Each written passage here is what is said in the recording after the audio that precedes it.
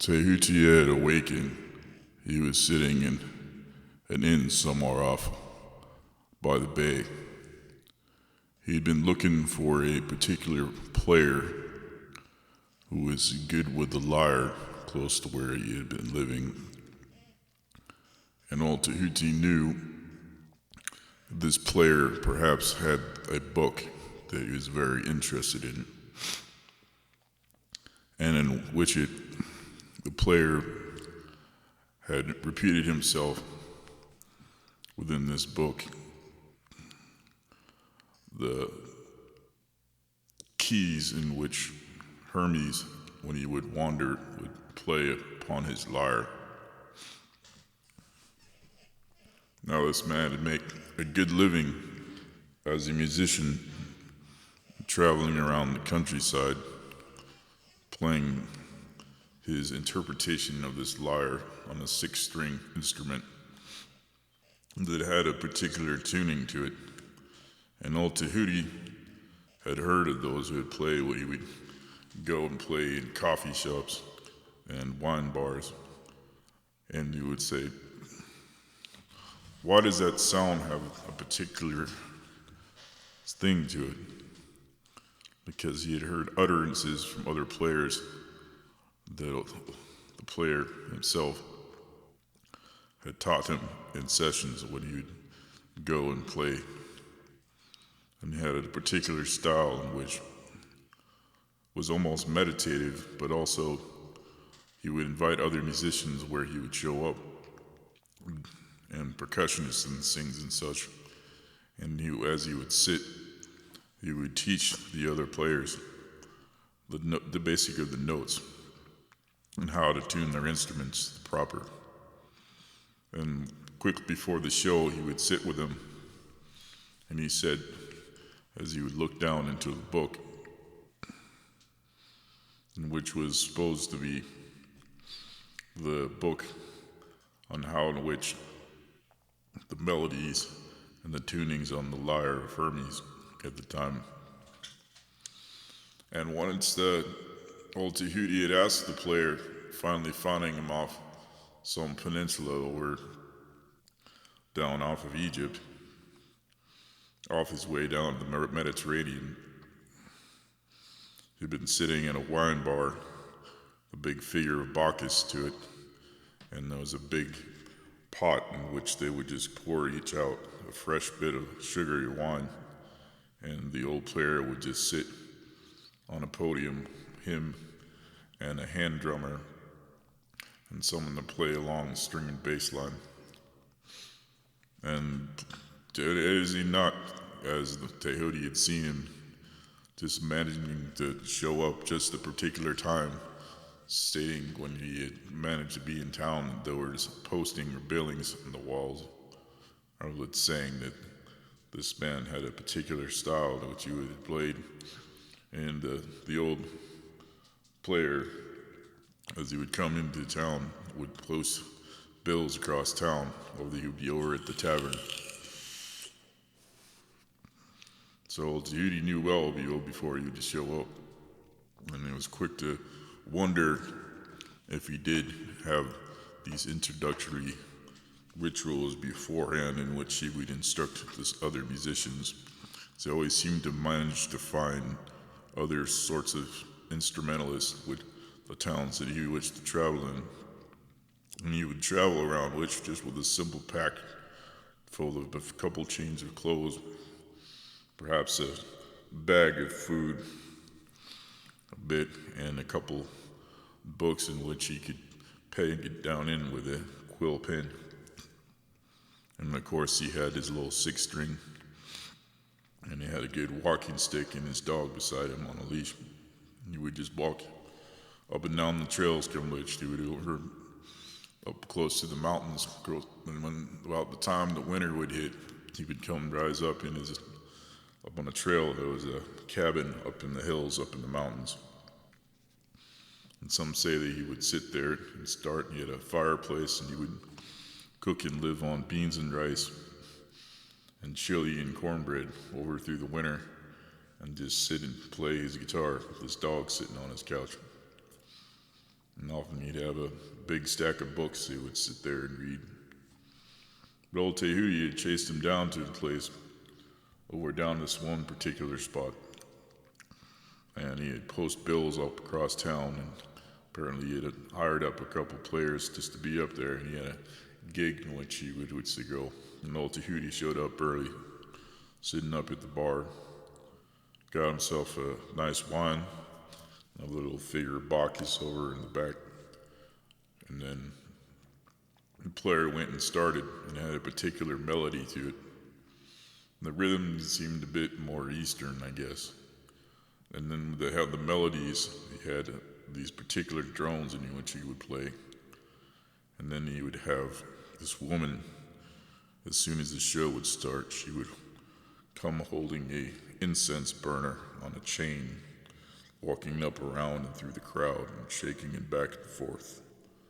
And then the smoke would go through, and it was a smaller room. And as they would play, the guests would sit there, and then they had like these little tables set with coffee and random snacks, I guess. And Tehuti, having walked into the cloud, little itself kind of lost his head a bit. It had thrown him for a bit of a daze. Here it came to find the book, and he couldn't even recognize where he was at in the room. He was in such a phase. So he decided just to sit up down by where the podium was, but they were playing on, sat on a pillow on the ground. It appears that he had lost himself for a bit and had been listening to them for pretty much the whole set, often about 30 minutes. Almost halfway seemed to doze off, and then one of the patrons of the table right beside him, a polite Afghan man, came and took up a cup and handed him a cup of espresso so he can perk himself up a bit. It seemed the smoke had got into his brain a little bit too much. And bemused, the old player sat up from the podium and looked to see this man sleeping on the pillow down beside him. And he stepped off, handed his instrument to one of the other musicians, and they packed his gear. It's like, what have you come here for? You a particular fan of this style of playing? And old Tehuti gets a bit of a daze. Still had enough smoke in his head that he was barely keeping his eyes focused. The thing wavering around. And the player just kind of kept creeping up a little bit further and stood right above him. It's like, you've come for the book, haven't you? I don't know if you have the credentials. Do you have an instrument? Do you play? And Tehuti was like, I play a little bit of violin, maybe. Maybe a bit of a fiddle or a banjo. Then the player come and took him to the bar and went and bought him a shot of whiskey. He was sitting there. Had a old haggard look on his face, looked like he had a flannel shirt on him at some point. But it's like, look, you can have the book. I'm about retired anyway. But I gotta make sure you got the goods to be able to get the music out. And old Tehuti said, huh? It's like, I'm not gonna give you the book unless you can show me you can play a tune off it. There you go. I got a page here. I'm gonna write down this. I'm gonna write down tuning you play on this right here. I'm gonna come back here tomorrow night and you're gonna be up on that. And if you don't play on that stage, I'm not giving you the book. This is my friend Bob here. He plays bass. This is Ted. He's on the drums. And old Tehuti said, I don't know if I can figure it out in a day. And the player said, fine then. I'll give you 2 days. No, 3. Come back in 3 days if you can play the song and show that you can do an improvisation in the middle of it, and I'll come and give you this book. Tehuti was given 3 pages from the book, or was copied from the book from the player. one having a particular map of scales, and then chord shapes, and then a stroll dictum on a certain tuning. And he went back to his room up into the tavern, poured himself a glass of wine. The tender over at the tavern or the inn took him up a meal for the night. And he sat there with those 3 pages, and he must have played that thing the whole night through. It was a nice big full moon out in the sky anyway. It was plenty bright. He said, I am going to play this show tomorrow. Or didn't play close to 3 in the morning, almost 4. There was a few of the people around the tavern that could hear him play up in the inn. Most people didn't mind out because they were usually like a bit of hard partiers, still kind of up for the night, getting looped up on wine. So when they heard the player play, sometimes they would dance a little bit to it. But towards the end of the 3 days, old Tehuti thought that he was about ready to show he had some licks on him. So he came up to the joint, talked to the bass player, Bob, and he said he was about ready for the set. He go tell Kent, the drummer, the tempo was started up on it. And the old player was sitting there on a small little table, with a bottle of Jack Daniels and a couple shot glasses. He was like, all right, I want to see you do this. The book sitting there on the table right behind him, just like his eye on the prize. Well, old Tehuti pulled it off a bit. A little rough in a couple spots, missed a couple notes. But he could show he could play the chords.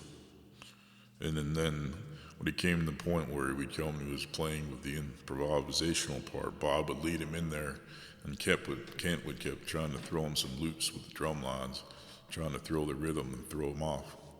They were swapping up the tempos left and right, playing up and down these melodies.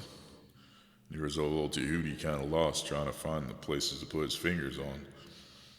But as that old lady came back with old Shane and the incense burner, she walked straight through. And the haze came back to him, and he didn't even start to think about what he was playing. It was like the room, he was there, but he was somewhere else, like a white in his head, like a fog. And he came back in there, and it was almost a muffling, but he could see his fingers move. And the people kind of dancing around to what he was doing, kind of sitting peacefully on the floor on pillows. The drummer keeping up a certain to the tempo. And the old player came up about halfway through the set, shouted quick over at Kent, said, all right, that's all right. He didn't want him to steal the show too much. Said, yo, you about got it down for the most part, I think. I'll tell you what, I'll give you this book. I just need a car to get down to San Diego. It's like, fine, I'll get you a car. What kind of car you want? I'll make it a Cadillac or a Lincoln or something. So, the man of his word, brought a nice little 72 International Continental. Got in the car, and old Tehuti the book, and then he took off down to San Diego. Last anybody heard, he had taken a sailboat down over to the highlands up over in Alaska. Had a little cabin up there. Go salmon fishing. Take his dog camping up in the woods over there. Had a little campfire. Sometimes he'd bring his acoustic guitar and kind of strum him.